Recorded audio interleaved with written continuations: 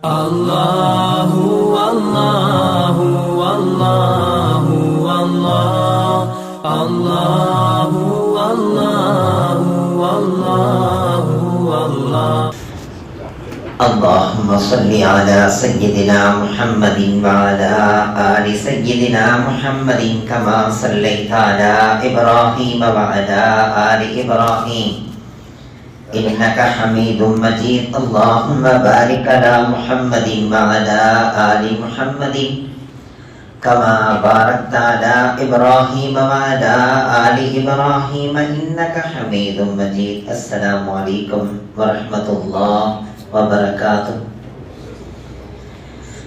Alhamdulillahi rabbil alamin, wassalatu wassalamu ala rasulih khatamin nabiyyin wa ala alihi tayyibin wa ashabihi tahirin wal mu'minin wal muslimin kullihim ajma'in, amma ba'd. فقد قال الله تعالى في كلامه القديم الفرقان المجيد: أعوذ بالله من الشيطان الرجيم. بسم الله الرحمن الرحيم. إن عدة الشهور عند الله 12 شهرا في كتاب الله يوم خلق السماوات والأرض منها 4 حرم ذلك الدين القيم فلا تظلموا فيهن أنفسكم وقاتلوا المشركين كافة كما يقاتلونكم كافة واعلموا أن الله مع المتقين. قال النبي صلى الله عليه وسلم: صوموا عاشوراء وخالفوا فيه اليهود. صدق الله العلي العظيم وصدق رسوله النبي الكريم ونحن على ذلك من الشاهدين والشاكرين والحمد لله رب العالمين. அன்பிழைந்த பெரியோர்களே, அருமை சகோதரர்களே, மனிதனது வாழ்க்கை காலங்களையும் நேரங்களையும் தழுவியது. மனிதன் செய்கின்ற காரியங்கள் நற்காரியங்களாக இருந்தாலும், அவனிடமிருந்து நிகழ்கின்ற தீமைகளாக இருந்தாலும், காலங்களையும் நேரங்களையும் தழுவித்தான் நாளை கியாம நாளையிலே கணக்கு கேட்கப்படும். இந்த நாளிலே, இந்த நேரத்திலே நீ இன்ன காரியத்தை செய்தாய் என்று அல்லாஹ் நம்மிடத்தில் கேட்பான். உனக்கு ஆயுள் காலம் இத்தனை தந்திருந்தேனே, அதை நீ எப்படி செலவு செய்தாய் என்று ஆயுள் காலம் பற்றி விசாரிக்கப்படும். இந்த நேரத்திலிருந்து இந்த நேரம் வரை நீ செய்த அந்த அமலை நான் கபூல் செய்து கொண்டேன். அமலாக இருந்தாலும் சரி, தீமைகளாக இருந்தாலும் சரி, அனைத்துமே அந்த நேரம் காலங்களை தழுவியதுதான். எனவேதான் நேரமும் காலமும் நானாகவே இருக்கிறேன் என்கிறார். அனத்தஹரு, நான் தான் காலங்களாக இருக்கிறேன், நேரங்களாக இருக்கிறேன். அல்லாஹ் தன்னை சொல்கிறான். ஷதமனி இப்னு ஆதம், ஆதமுடைய மகன் என்னை திட்டுகிறான், என்னுடைய நேரத்தை திட்டுகிறான், என்னுடைய காலத்தை திட்டுகிறான். காலத்தின் கொடுமை என்கிறான். செய்வதெல்லாம் இவன், ஆனால் காலத்தையும் நேரங்களையும் திட்டுகிறான். எதற்காக திட்டுகிறான்? நான் தானே காலமாக இருக்கிறேன். அவன் நேரங்களையும் காலங்களையும் திட்டினால் என்னை அவன் திட்டுகிறான். ஷதமனி இப்னு ஆதம், ஆதமின் மகன் என்னை திட்டுகிறான், காலத்தை திட்டுகிறான். நான் தான் காலமாக இருக்கிறேன் என்கிறான். அப்படி என்றால் இந்த காலங்களும் நேரங்களும் தான் அசலாக முதுகெலும்பாக இருக்கிறது. அது இல்லை என்றால் உலகத்தில் வாழ்க்கையே இல்லாமல் போய்விடும். அந்த காலத்தையும் நேரத்தையும் வகுப்பதற்காக வேண்டி மனிதன் பலவாறாக முயற்சித்தான். மக்களிலே இப்படி சில ஆராய்ச்சியாளர்கள் வந்தார்கள். அவர்கள் சொன்னார்கள், சூரிய உதயத்திலிருந்து மறு உதயம் வரை ஒரு நாள் என்று கணக்கெடுத்தார்கள். இன்னும் சிலர் இப்படி கணக்கெடுத்தார்கள், சூரியன் நடு உச்சியில் இருக்கிற போது அதிலிருந்து மீண்டும் உச்சிக்கு வருகின்ற வரையிலும் ஒரு நாள் என்று கணக்கெடுத்தார்கள். இன்னும் சிலர் இரவினுடைய நடுமத்தி 12 மணியிலிருந்து தான் நாளே தொடங்குகிறது என்று அவர்கள் முடிவெடுத்தார்கள்.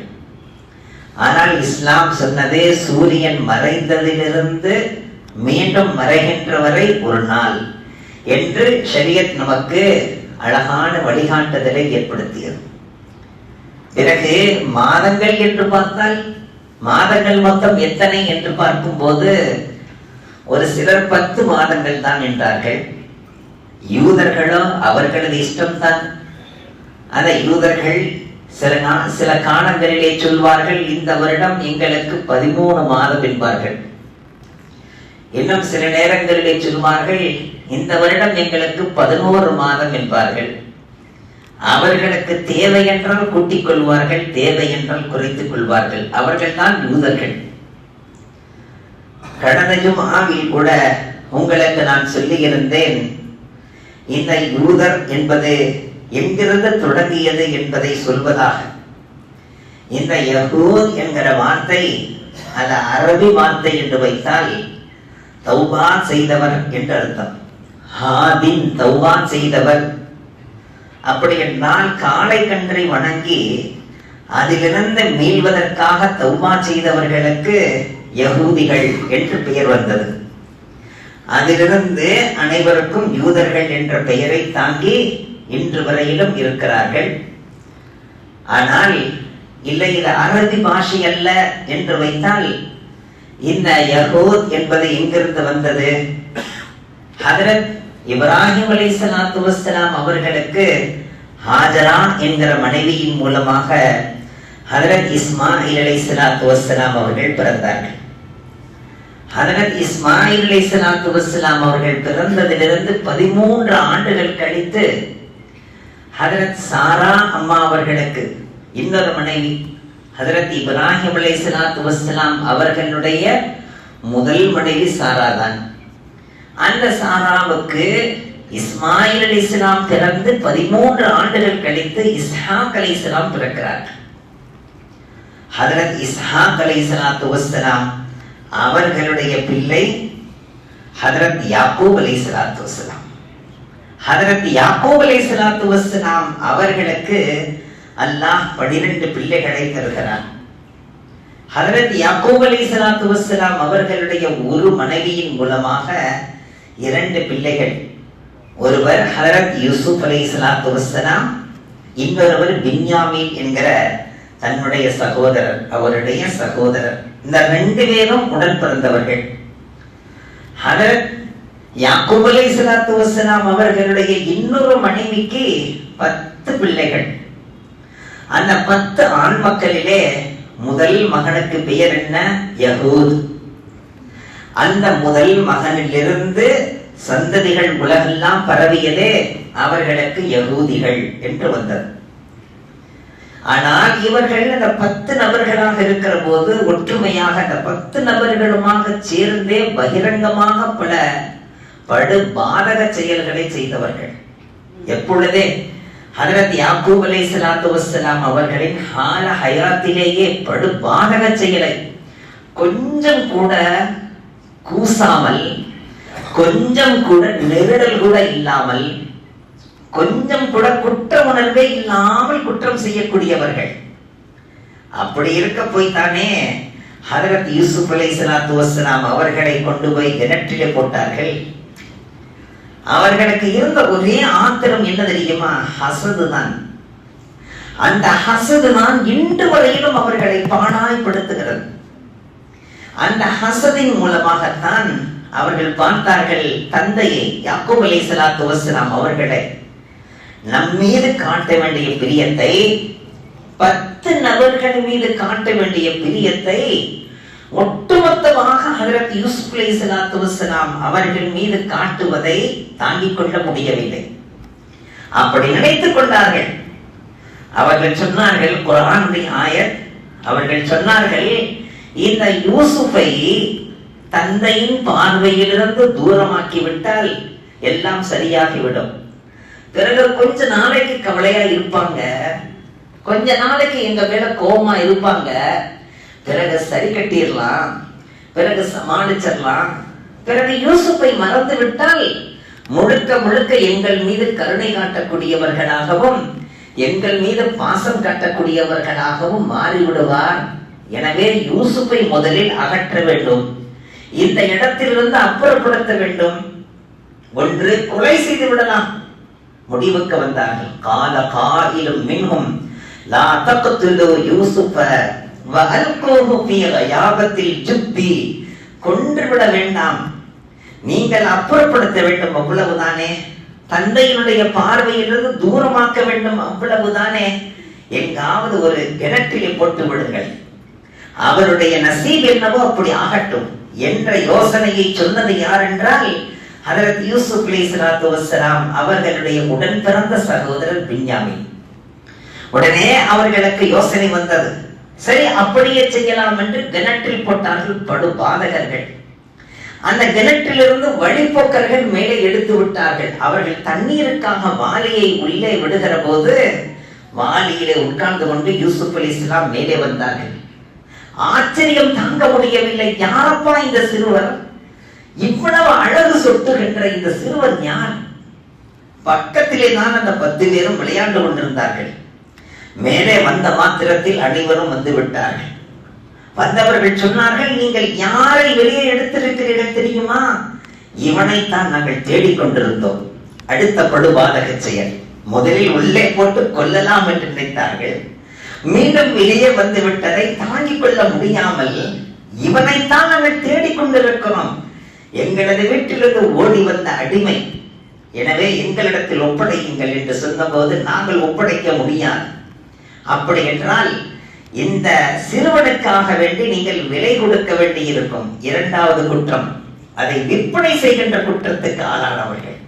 வஷரவுஹு பிஸமனின் பக்ஸின் தராஹிம மஅதூதா வகானூ ஃபீஹி மினஸ் ஸாஹிதீன். எவ்வளவுக்கு விற்றார்கள் தெரியுமா? அல்லாஹ் சொல்கிறான், அற்ப தொகைக்கு விற்றார்கள். யாரை? ஹஜ்ரத் யூசுப் அலைஹிஸ்ஸலாத்து வஸ்ஸலாம் அவர்களை அற்ப தொகைக்கு.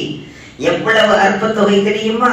இந்த 10 நபர்களும் ஆளுக்கு 2 திர்ஹம் கிடைச்சா போதும் சொல்லி வெறும் 20 திர்ஹத்துக்கு விற்றார்கள் ஹஜ்ரத் யூசுப் அலைஹிஸ்ஸலாத்து வஸ்ஸலாம் அவர்களை. அந்த 20 திர்ஹத்தை வாங்கி பங்கு வைத்துக் கொண்டார்கள். அதிலேயும் 2 திர்ஹம் யாருக்கு தரல? பின்யாமீனுக்கு தரல. ஏனென்றால் அவர் ஹஜ்ரத் யூசுப் அலைஹிஸ்ஸலாத்து வஸ்ஸலாம் அவர்களின் உடன் பிறந்த சகோதரர் என்பதற்காக அங்கேயும் அநியாயம். இந்த 20 தீனார்களுக்கு விற்றுவிட்டு நரி அடித்து விட்டது, ஓனாய் கொண்டு விட்டது என்று சட்டையிலே ரத்தத்தை தடவி கொண்டு போய் காட்டினார்கள். உடனே ஹஜ்ரத் யாக்கூப் அலைஹிஸ்ஸலாத்து வஸ்ஸலாம் அவர்கள் சொன்னார்கள், நான் அல்லாஹ் இடத்திலே ஒப்படைக்கின்றேன், நீங்கள் சொல்லுகின்ற அந்த சொல்லும் செயலும் எனக்கு புரியவில்லை, எனக்கு உள்ளத்திலே சந்தேகத்தை ஏற்படுத்துகிறது, நான் ரப்பிடத்திலே ஒப்படைக்கிறேன் என்று ஒப்படைத்தார்கள். அழுதார்கள் அழுதார்கள் அழுதார்கள். 2 கண்களும் பூத்து போய் கண்ணினுடைய ஒளியே போய்விட்டது. கடைசியாக நிலைமை என்னானது? கிட்டத்தட்ட 80 ஆண்டுகள் எல்லாம் பிரித்து விட்டார். ஆனால் அந்த 80 ஆண்டுகளிலே எத்தனை சோதனைகளை சந்தித்தார்கள் ஹஜ்ரத் யூசுப் அலைஹிஸ்ஸலாத்து வஸ்ஸலாம் அவர்கள். அந்த சோதனைகளின் முடிவு என்ன? மிஸ்ருக்கு மன்னராக அல்லாஹ் ஆக்கிவிட்டான். அல்லாஹ் தன்னுடைய நபியாகவும் ஆக்கிவிட்டான். இப்பொழுது ஊரெல்லாம் பஞ்சமாக இருக்கிறது. எங்கு பார்த்தாலும் பஞ்சம். அந்த பஞ்ச நேரத்திலே மிஸ்ரில் ஒரு மன்னர் அவர் ரேஷன் தருகிறார் என்று கேள்விப்பட்டு அந்த ரேஷனை வாங்குவதற்காக வேண்டி மக்கள் எல்லாம் போகிறார்கள். ஹஜ்ரத் யாக்கூப் அலைஹிஸ்ஸலாத்து வஸ்ஸலாம் சொல்கிறார்கள், எனது அன்பு மகன்களே, இதோ பாருங்கள், மிஸ்ரிலே ஒரு மன்னர் இருக்கிறாராம். யாருன்னு தெரியாத தந்தைக்கு மிஸ்ரிலே ஒரு மன்னர் இருக்கிறாராம். அந்த மன்னர் நமக்கு ரேஷன் தருகிறாராம், போய் வாங்கி வாருங்கள். ஆனால் நீங்கள் அப்படி வாங்க போகும்போது அந்த மிஸ்ருக்குள்ளே நுழைகிற போது ஒட்டுமொத்தமாக நுழையாதீர்கள், பார்ப்பவர்களின் கண்கள் பட்டுவிட போகிறது. ஒரு தந்தைக்கு இப்படியா மகன்கள் பிறப்பார்கள்? ஆளுக்கு ஒரு ஆண் குழந்தை பிறந்தாலே பெரிய விஷயம் இருக்கிற நேரத்தில் 10 பேர் யாரப்பா அது? ஆச்சரியப்படுவார்கள். ஆனால் அது உங்களை கஷ்டப்படுத்தும். எனவே வேண்டாம், பிரிந்து பிரிந்து நீங்கள் உள்ளே நுழையுங்கள். நான் சொல்லிக் கொண்டிருக்கிற அத்தனை செய்திகளும் குர்ஆனுடைய ஆயத்தை அப்படியே உங்களுக்கு சொல்லிக் கொண்டிருக்கிறேன். இந்த 10 நபர்களும் உள்ளே சென்றார்கள், ரேஷன் வாங்கி கொண்டார்கள். வாங்கும் போதுதான் கேட்கிறார்கள், அந்த யூசுப், நீதான் யூசுப்பா? என்னப்பா நீ? உன்னை நாங்கள் கிணற்றிலே போட்டோம், அங்கிருந்து வெளியே வந்தாய், உன்னை விற்றோம், இன்று பார்த்தால் மிஸ்ருக்கு மன்னனாக வளர்ந்திருக்கிறாய். உடனே ஹதரத் யூசுப் அலைஹிஸ்ஸலாம் சொன்னார்கள், என் ரப்பு எனக்கு தந்த மிக பெரும் பாக்கியம், என்னுடைய பொறுமைக்கு அல்லாஹ் தந்த மிகப்பெரிய கிஃப்ட் என்று சொல்லிவிட்டு, தந்தை எப்படி இருக்கிறார், நல்ல நிலையில் இருக்கிறார்களா என்று கேட்டபோது 2 கண்களும் உன்னை நினைத்து அழுது அழுது பார்வையே போய்விட்டது. உடனே தன்னுடைய கமீசை கலட்டி கொடுத்து, இந்த கமீசை கொண்டு போய் கண்ணிலே ஒத்து இடங்கள், பார்வை வந்துவிடும். கமீசி ஹாதா, குர்ஆனிலே அல்லாஹ் சொல்லுகிறான், இதோ என்னுடைய இந்த ஆடை, இது சுவனத்திலிருந்து வந்த ஆடை, இந்த ஆடையை கண்ணிலே ஒத்து எடுங்கள். ஒத்தி எடுத்த போது பார்வை வந்து விட்டது. ஹதரத் யூசுப் அலைஹிஸ்ஸலாத்து வஸ்ஸலாம் அவர்கள் சொல்கிறார்கள் தன்னுடைய சகோதரர்களை பார்த்து, நீங்கள் போய் நம்முடைய குலத்தையும் நம்முடைய கோத்திரத்தார்களையும் நம்முடைய கபீலாக்காரர்களையும் அதோடு நம்முடைய தாயும் தந்தையும் இருக்க வேண்டும், அனைவரையும் அழைத்துக் கொண்டு மிஸ்ருக்கு வந்து குடியேறுங்கள் என்கிறார்கள். நல்ல நிலையில் கவனியுங்கள், மிஸ்ருக்கு குடியேறினார்கள் அனைவரும். ஏனென்றால் மிஸ்ரிலே பஞ்சம் இல்லை, மிஸ்ரிலே தானியங்கள் கிடைக்கிறது, மிஸ்ரிலே வறட்சி இல்லை, மன்னர் தந்து கொண்டிருக்கிறார், அதுவும் மன்னர் நம் சகோதரராக இருக்கிறார், நமது குடும்பத்துக்கு அரசாக இருக்கிறது, எனவே வந்து விடலாம் என்று மிஸ்ரிலே வந்து குடியேறியவர்கள் தான் இவர்கள். சரி, குடியேறினார்களே. ஹதரத் யூசுப் அலைஹிஸ்ஸலாத்து வஸ்ஸலாம் அவர்களது மரணத்துக்கு பிறகு மீண்டும் தனது ஊருக்கு போய்விட வேண்டியது தானே. இவர்கள் எங்கிருந்து வந்தார்கள்? ஷாமிலிருந்து வந்தார்கள். அந்த ஷாம் தேசம் தான் இஸ்ரேல். அதை நாம் மனதில் கொள்ள வேண்டும். எனவே தான் இந்த ஊர் எங்களுக்குரிய ஊர் என்று இன்றும் அவர்கள் சொல்கிறார்கள். ஆனால் அல்லாஹ் என்ன சொல்கின்றார்? உங்களுடைய ஊர்தான், ஆனால் நீங்கள் விட்டுவிட்ட ஊர். மீண்டும் அந்த ஊருக்கு போங்கள் என்று நான் சொன்னேன், ஆனால் நீங்கள் போக மறுத்துவிட்ட ஊர். எனவே எனது சொல்லை நீங்கள் ஏற்காத காரணத்தால் அந்த ஊரை உங்களிடமிருந்து பிடுங்கி விட்டோம். இனி உங்களுக்கு எந்த ஊரும் கிடையாது, எந்த நாடும் கிடையாது என்று துரத்தப்பட்டவர்கள், விரட்டப்பட்டவர்கள் குர்ஆன் சொல்கிறார். மிஸ்ரிலே வந்து தங்கி இருந்தவர்கள் ஹதரத் யூசுப் அலைஹிஸ்ஸலாத்துடைய இறப்புக்கு பிறகு அவர்கள் தங்களது ஊரை நோக்கி போகவில்லை. கிடைச்சதுதான் நல்லா இருக்குன்னு சொல்லி, ஊரு ஜம்முன் இருக்கு, நல்ல நினைச்சதெல்லாம் கிடைக்குது, வறட்சி இல்லாம இருக்குதுன்னு சொல்லி இருந்தவர்கள் அடுத்து வந்த மன்னனிடத்திலே சிக்கிக் கொண்டார்கள். அடுத்து வந்த மன்னன் யார்? அவன் தான் ஃபிரௌன். ஃபிரௌனிடத்திலே சிக்கிக் கொண்டார்கள். அவன் பாடாய்படுத்தி வறுத்து எடுத்தான். அனைத்து கோட்டைகளையும் இவர்களை வைத்துத்தான் கட்டினான்.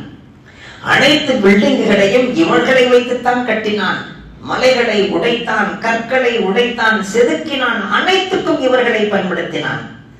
அப்படி நல்ல பயன்படுறதுக்கு தகுதியான ஆட்கள் தான், நல்ல தகுதியான ஆட்கள். அறிவு ரொம்ப அதிகம், அறிவு ரொம்ப, இன்றும் கூட அவர்களுக்கு அறிவு அதிகம் தான். எனவேதான் அனைத்து தொழில்நுட்பங்களும் அங்கே போய் சேருகிறது, அனைத்து நுணுக்கங்களும் அங்கிருந்துதான் சப்ளை ஆகிறது. எனவேதான் எங்களை கொண்டுதான் உலகமே இயங்குகிறது என்கிறார்கள். இந்த மார்க்கெட்டிக் கொள்ளுகின்ற இந்த செய்தி இன்றல்ல, அன்றிலிருந்து உள்ளது. சிக்கி இருப்பது ஃபிரௌனிடத்திலே, சின்னாபின்னப்பட்டுக் கொண்டிருக்கிறார்கள். இந்த நேரத்தில் தான் ஹதரத் மூசா அலைஹிஸ்ஸலாத்து வஸ்ஸலாம் அவர்களை அல்லாஹ் அனுப்புகிறான். அனுப்பி சொன்னான், மூசாவே, நீங்கள் ஃபிரௌனிடத்தில் சென்று தௌஹீதை எத்தி வையுங்கள், நாணயத்தை எத்தி வையுங்கள். அவன் நிச்சயமாக ஏற்கக்கூடும். மிருதுவாக பேசுங்கள், நளினமாக பேசுங்கள், கோபத்தை காட்டி விடாதீர்கள். யா அல்லாஹ், நீ சொல்றதெல்லாம் பார்த்தா ரொம்ப பயமா இருக்கே, கோபத்தை காட்டி விடாதீர்கள், மிருதுவாக பேசுங்கள். இந்த கைதுக்கு மேல கைது, நிபந்தனைக்கு மேல நிபந்தனை போட்டாலே அவன் ரொம்ப பயங்கரமானவன் தெரியுது.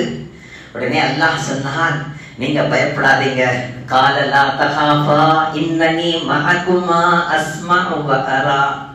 அல்லாஹ் சொன்னான், நீங்க போங்க, ஹாரூனை கூட கூட்டிட்டே போங்க, கவலைப்படாதீங்க, உங்களோட நானும் இருப்பேங்க.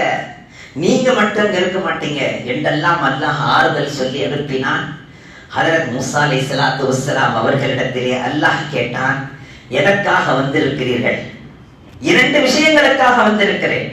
ஒன்று, நீ ஈமானை ஏற்றுக்கொள், உன்னை ரப்பென்று சொல்வதிலிருந்து விலகி வா. 2வது, இந்த பனீ இஸ்ரவேலர்களை பாடாய் படுத்திக் கொண்டிருக்கிறாயே, இவர்களை எல்லாம் என்னோடு அனுப்பு. இது அல்லாஹ்வின் உத்தரவு. இவர்களை நான் அழைத்துக் கொண்டு போய் அவர்களுடைய சொந்த ஊரிலே நான் போய் விட வேண்டும். அந்த சொந்த ஊர் எது? ஷாம். அந்த ஷாமிலே கொண்டு போய் நான் விட வேண்டும்.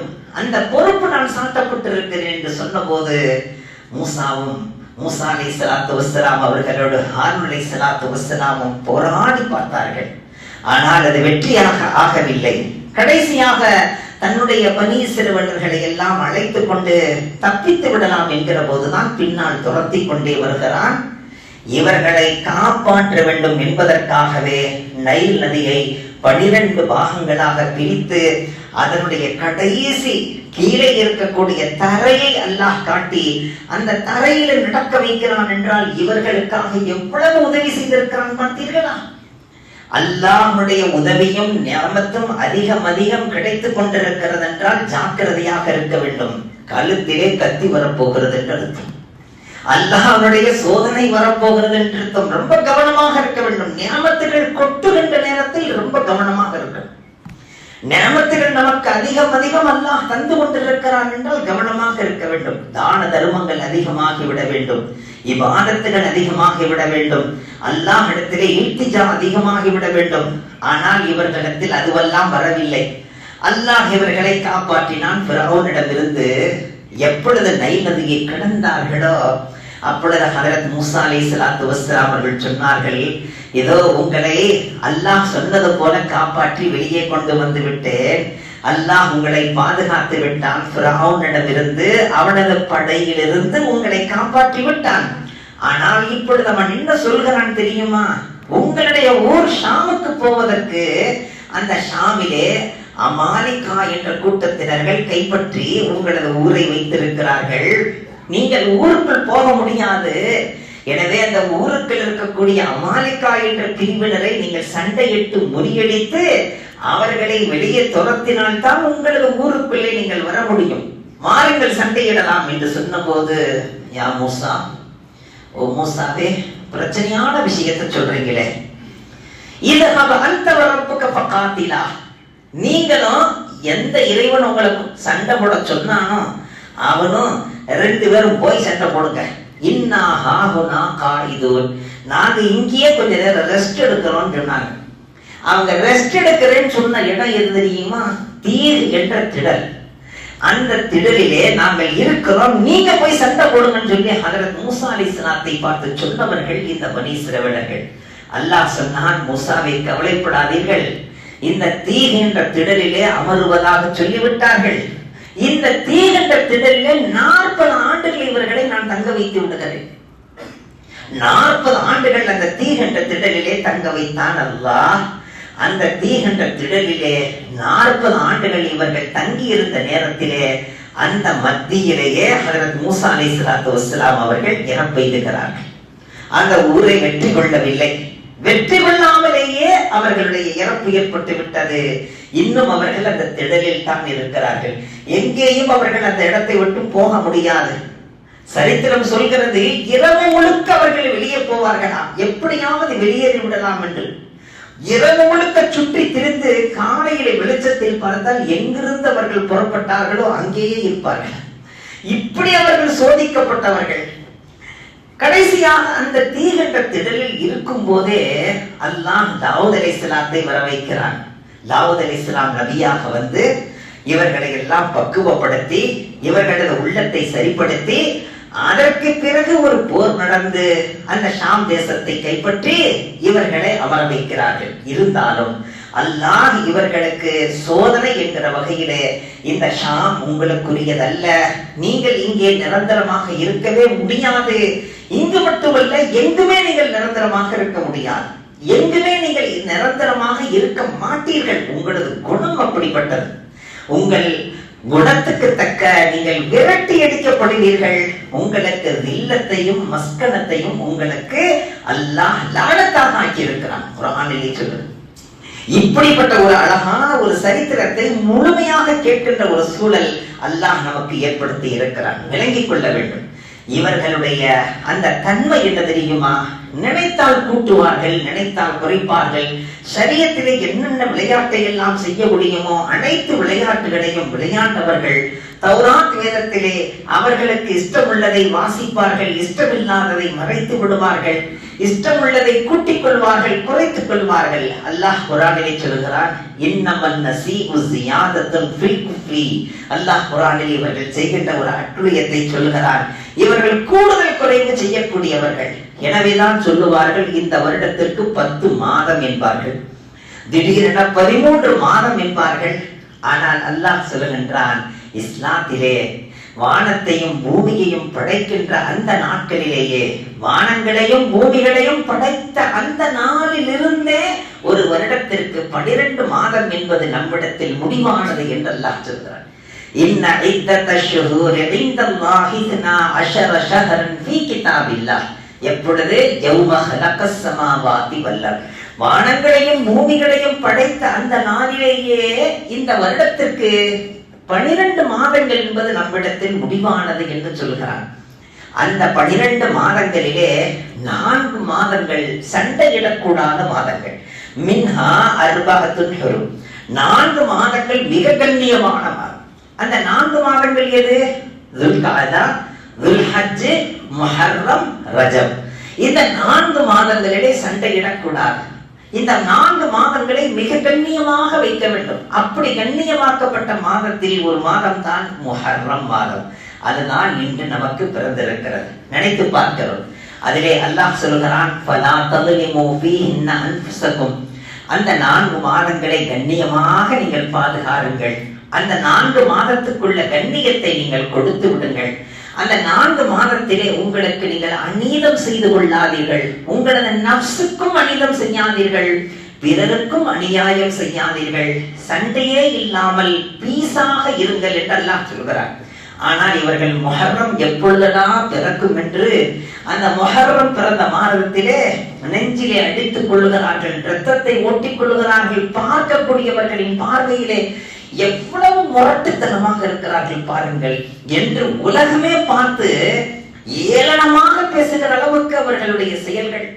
எந்த அளவுக்கு நேற்றைய தினம் ஒருவர் பேசுகிறார், சுவனத்திலேயும் எங்களை நெஞ்சிலே அடிக்க விட்டால் நாங்கள் சுவனம் செல்வோம், இல்லை என்றால் ஐசி ஜன்னத் கி ज़रूरत नहीं, ஜன்னத் में मातम करने की इजाजत मिलना चाहिए. ஒருத்தர் பேர் எவ்வளவு அறிவினா இருக்கா பாருங்க.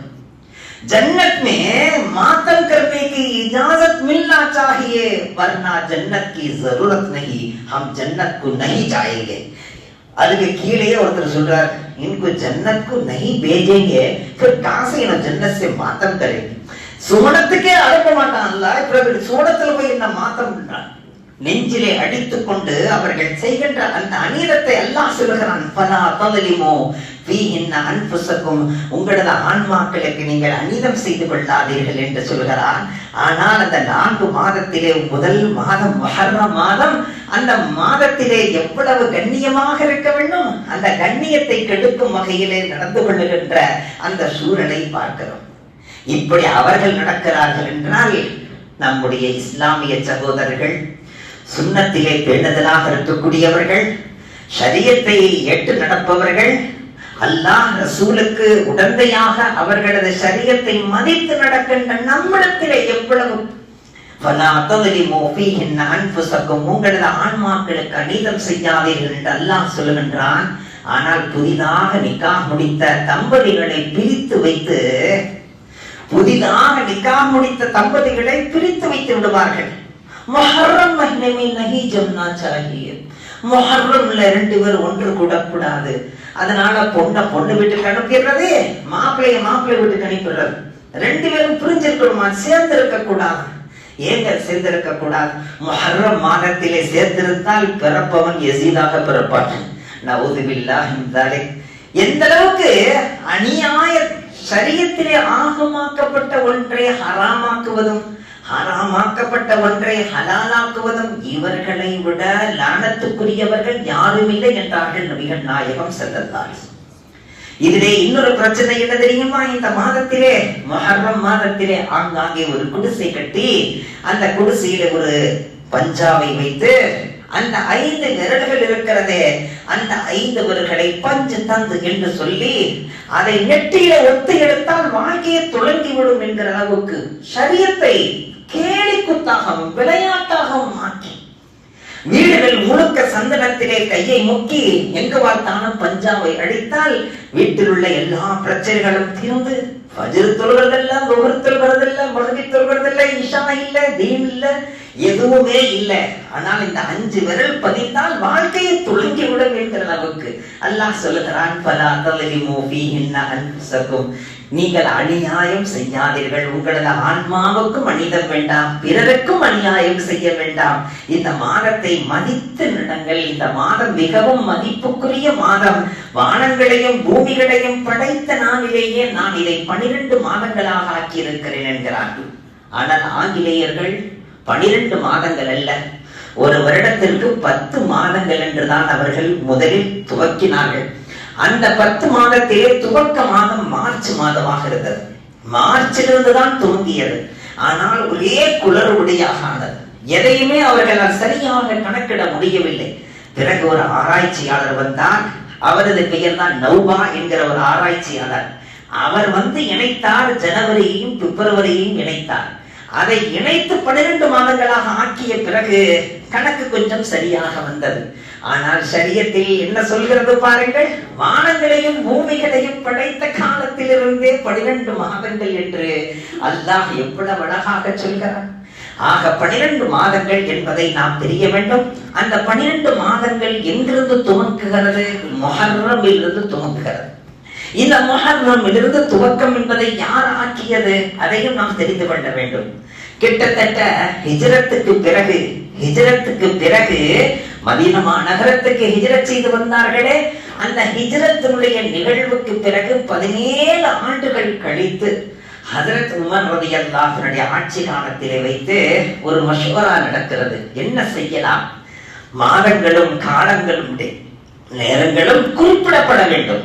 ஏதேனும் ஒரு கடிதம் எழுதினால் அந்த கடிதத்திலே கடந்த வருடமா, இல்லை இந்த வருடமா, இல்லை 2 வருடங்களுக்கு முன்பா, எதுவுமே தெரியவில்லை. அப்படியே பொதுவாக இருக்கிறது. எந்த ஹுக்குமையும் நான் ஜாரியாக்க முடியவில்லை. எனவே மாதங்களை நாம் குறிப்பிட வேண்டும், வருடங்களை குறிப்பிட வேண்டும். என்ன செய்யலாம் என்று யோசித்த நேரத்திலே ஒருவர் சொன்னார், நபி அவர்களுக்கு நபித்துவம் கிடைத்த அந்த வருடத்தை இஸ்லாமிய துவக்க வருடமாக ஆக்கலாம் என்றார். உடனே ஹஜ்ரத் உமர் ரலியல்லாஹு அன்ஹு சொன்னார்கள், நபி அவர்கள் நபித்துவத்தை வெளிப்படுத்திய நேரத்தில் ஏற்றுக்கொண்டவர்களை விட ஏற்காதவர்கள் தான் அதிகமாக இருந்தார்கள். அதை எப்படி நாம் துவக்கமாக ஆக்க முடியும்? இன்னொருவர் சொன்னார், அப்படி என்றால் நபி அவர்கள் இறந்த வருடம் இருக்கல்லவா, அதை இஸ்லாத்தின் துவக்க வருடமாக ஆக்கலாம். நபி அவர்கள் இறந்து உலகமே இருண்டு போய் கிடக்கிற அந்த வருடத்தை போய் துவக்க வருடமாக ஆக்கலாமா? இன்னொருவர் சொன்னார், அப்படி என்றால் ஃபத்ஹ் மக்காவை இஸ்லாத்தினுடைய துவக்க வருடமாக ஆக்கி அங்கிருந்து கணக்கில் கொண்டு வரலாம். உடனே ஹஜ்ரத் உமர் ரலியல்லாஹு அன்ஹு சொன்னார்கள், ஃபத்ஹ் மக்காவுக்கு வித்திட்டது எது? ஃபத்ஹ் மக்கா கிடைப்பதற்கு எது காரணமாக இருந்தது என்று கேட்டார்கள். உடனே சஹாபாக்கள் எல்லோரும் சொன்னார்கள், ஹிஜ்ரத் தான் காரணமாக இருந்தது. ஹிஜ்ரத்தின் மூலமாகத்தான் வெற்றிகள் கிடைத்தது. ஹிஜ்ரத்தின் மூலமாகத்தான் பல வெற்றிகளை சஹாபாக்கள் சந்தித்தார்கள். அந்த ஹிஜ்ரத்தை நாம் இஸ்லாத்தின் முதல் வருடமாக ஆக்கி, எந்த வருடம் ஹிஜ்ரத் நடந்ததோ அங்கிருந்து கணக்கெடுங்கள், அதுதான் முதல் வருடம். இப்பொழுது நாம் மஷூரா செய்கின்ற இந்த வருடம் 17வது வருடம் என்று கணக்கெடுத்து இன்று ஹிஜ்ரி 1447 நமக்கு கிடைத்திருக்கிறது. वो फूल सर चढ़ी जो चपल से निकल गई, वो शख्स इज्जत पाया जो वतन से निकल गया என்று அழகாக சொன்னார்கள். ஹிஜ்ரத்தின் மூலமாக கிடைத்த வெற்றிகள் தான் இஸ்லாத்திற்கு வெற்றி. இன்றும் கூட ஏதாவது ஒரு இடத்தில் உனக்கு வெற்றி இல்லை என்றால் ஹிஜ்ரத் செய், ஹிஜ்ரத்தின் மூலம் நிச்சயம் வெற்றி உண்டு என்று நமக்கு சொல்லித் தருகிறார்கள். வல்ல ரஹ்மான் சொன்ன செய்திகளின் மூலமாக நமது உள்ளத்திலே ஈமானுடைய ரோஷினியை அதிகப்படுத்துவானாக. சரித்திரங்களின் மூலமாகத்தான் நமது வாழ்க்கை சரித்திரங்களாக மாறும். வல்ல ரஹ்மான் அப்படி நம்முடைய வாழ்க்கையை சரித்திரங்களாக ஆக்கி அருள்வானாக. வஆகிரு தஅவானா அல்ஹம்துலில்லாஹி ரப்பில் ஆலமீன். அஸ்ஸலாமு அலைக்கும் வரஹ்மத்துல்லாஹி வபரகாத்துஹு.